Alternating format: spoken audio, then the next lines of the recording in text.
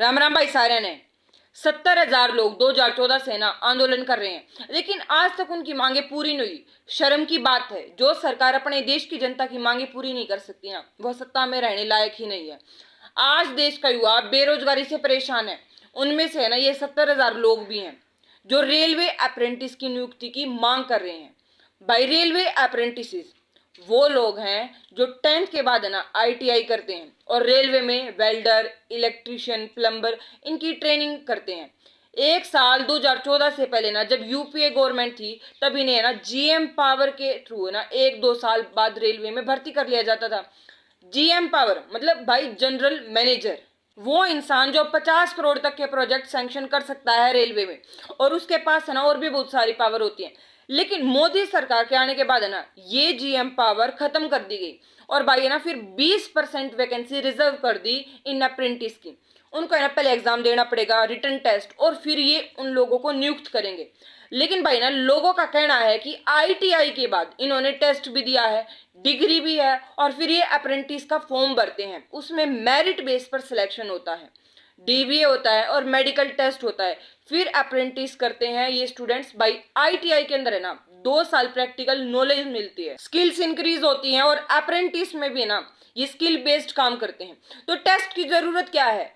लोग कह रहे हैं हमारा स्किल बेस्ड टेस्ट ले लो, सभी लोग देंगे और पास होंगे। रिटर्न तो हमने पहले भी दिया था, ये ड्रामा क्यों लगा रखा है? फिर काम करने के लिए योग्यता चाहिए और डिग्री भी, जब दोनों इनके पास है तो इनको इतने सालों से घर क्यों बिठा रखा है?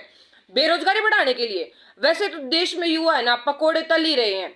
क्या पढ़ाई इसके लिए होती है? आजीविका के साधन को तो रोजगार कह रहे हैं। उस अप्रेंटिस के सर्टिफिकेट का क्या फायदा जो 3-4 महीने में बनका हुआ है और फिर नियुक्ति भी ना हुआ है? D ग्रुप जैसी जॉब के लिए ITI क्यों की जाती है? ताकि उन्हें जॉब मिले, नहीं तो 5 साल में 12th और BA करके UPSC के एग्जाम को ये भी क्लियर कर लें। लेकिन बस एरिया ऑफ इंटरेस्ट का फर्क है। किसी ने सरकार तक उम्मीद है तो उनके सपने और उम्मीदा पे पानी नहीं फेरना चाहिए, अगर बात सही और जायज है तो।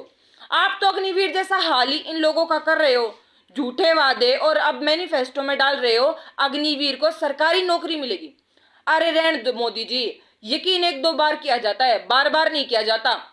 इकोनॉमिक सर्वे की रिपोर्ट है ना साफ जाहिर करती है कि देश में कितनी बेरोजगारी है, और उसमें ना खुद को बचाने के लिए सरकार का बहाना था कि युवा स्किल्ड नहीं है। अब इतने सारे युवा स्किल्ड हैं तो इनको है ना रोजगार क्यों नहीं दे रही सरकार? सबको पता है skill India mission Modi government का तो फेल हो ही चुका है, लेकिन जो कुशल काम करना जानते हैं उनको काम पे नहीं लगवाएंगे, क्योंकि फैसला वापस लेने से है ना इनकी जो सो कॉल्ड इमेज है वो खराब हो जाएगी ना। मोदी सरकार है ये तो।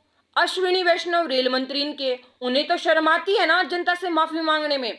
रेल हादसों के जिम्मेदार अब नहीं मानेंगे खुद को, 9 स्टूडेंट्स को बेरोजगार बनाने का श्रेय लेंगे। इतने सालों से जब रेलवे में लोगों की नहीं सुन रही है तो किसकी सुनेंगे? बस मोदी की। फुर्सत ही नहीं है रेल बनाने से, काम क्या खाक करेंगे?